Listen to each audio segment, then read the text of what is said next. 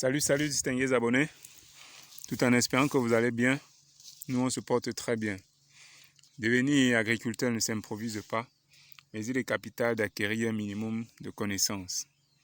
Si vous êtes nouveau sur la chaîne, n'hésitez pas de liker la vidéo en cours, n'hésitez pas de commenter, laissez en commentaire vos différentes questions, partagez, mais surtout abonnez-vous pour ne rien manquer des vidéos futures. Alors aujourd'hui, nous allons parler des vergers. Nous parlons principalement de la culture des avocats greffés. Vous le savez déjà, c'est l'or vert, comme on aime bien le dire. Pourquoi? Parce que l'avocat est de plus en plus très consommé, très utilisé pour la fabrication des huiles, les huiles essentielles à base d'avocat. Ça coûte très cher sur le marché, c'est très intéressant. Alors voilà donc notre plan, nous l'avons mis en terre en début de mois de juillet. Nous sommes en début septembre, ça ferait pratiquement 2 mois qu'on a mis ça en terre. Vous voyez comment les plants se portent très bien. Les greffons ont très bien pris. Alors, nous allons parler beaucoup plus de la densité à l'hectare parce que beaucoup se posent des questions. Quelle est la densité idéale pour planter ces avocatiers à l'hectare? Alors, vous allez voir dans beaucoup de littérature, comme dans l'une des précédentes vidéos, nous avons parlé des écartements de 10 x 10. Si 10 x 10, ça vous fait pratiquement 100 pieds à l'hectare. 9 x 9, vous êtes pratiquement 9 mètres x 9 mètres, vous êtes à 125 plants à l'hectare. 8 x 8, vous êtes à 150 plants à l'hectare. Ça, c'est beaucoup plus des écartements, et même 7 x 7 ou 6 x 7, c'est beaucoup plus des écartements si vous voulez faire des cultures associées. Vous voyez un peu, c'est-à-dire vous allez peut-être associer avec de la banane plantain, comme c'est le cas par exemple ici, où dans cette parcelle on a associé avec de la banane plantain. Vous voyez comment les plants se portent très bien avec du moringa aussi. On a aussi fait des associations avec du moringa de part et d'autre. Donc ce que nous recommandons beaucoup plus, c'est de faire des écartements. Si vous voulez faire en culture pure, ça sont nos plants de moringa, ça se porte très bien.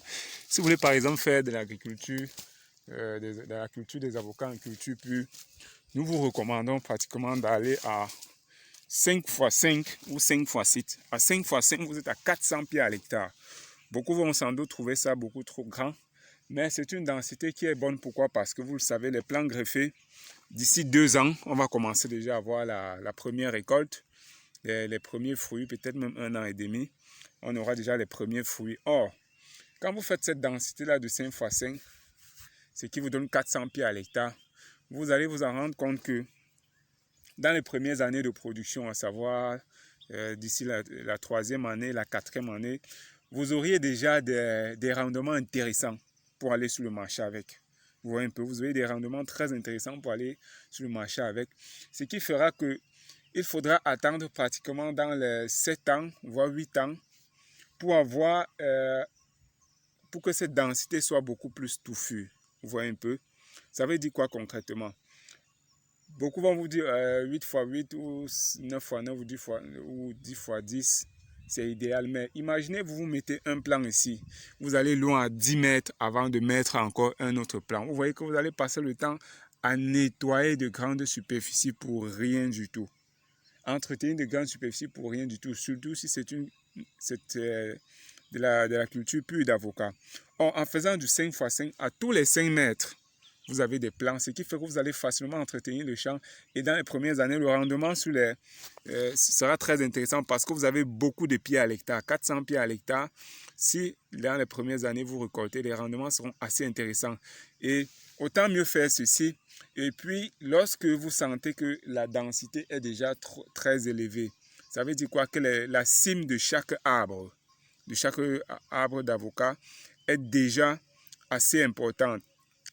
Là, vous pouvez passer ici et faire un éclairci. Ça veut dire quoi? Vous allez tout simplement venir diminuer les densités à l'hectare pour augmenter donc la luminosité et l'aération dans la parcelle. Ceci, vous allez voir que vous allez le faire peut-être à partir de la 6e ou de la 7e année. Pourquoi? Parce qu'il faudra au moins assez de temps pour qu'une branche sur un arbre puisse avoir au moins 2,5 mètres de long.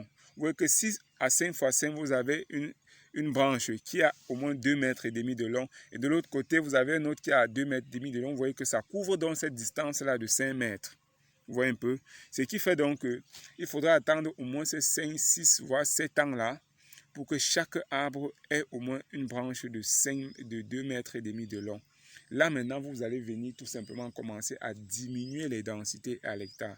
Donc, pour conclure, nous allons vous dire quoi? Si vous voulez faire de la culture des avocats, allez-y à des densités assez intéressantes dès le départ et puis par la suite, vous réduisez.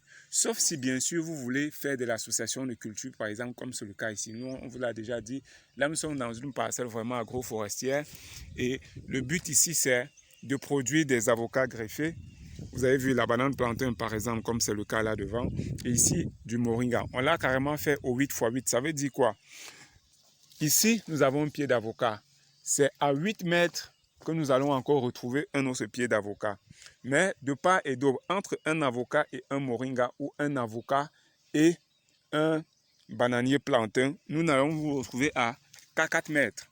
Vous voyez un peu? Ce qui fait qu'avec le temps, on va tout simplement décider d'éliminer par exemple les pieds de banane plantain d'ici 4 ans, quand le bananier plantain sera fatigué et que les plants d'avocatier ou de moringa vont déjà avoir des cimes assez importantes.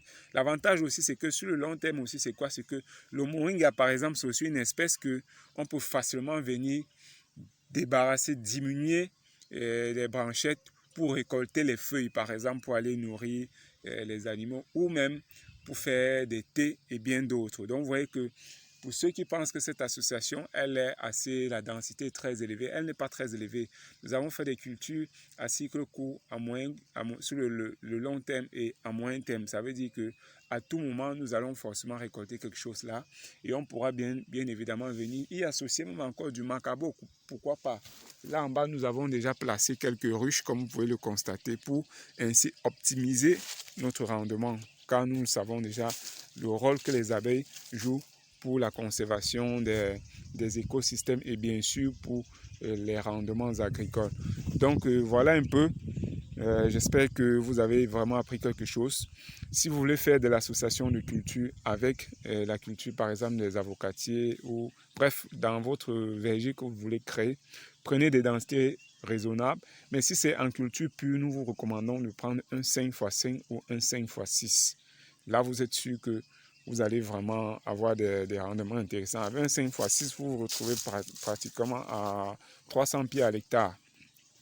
Or, si c'est de l'association de culture, allez-y même au 8 x 8 ou au 7 x 8, vous pouvez associer avec de la banane plantain et bien d'autres, quoi. Bien sûr, dans les premières années, vous pouvez toujours cultiver pour semer par exemple du maïs, mettre du macabo, du haricot, des arachides même si vous voulez. Donc, on se dit à très bientôt et n'hésitez surtout pas de vous abonner. Ciao!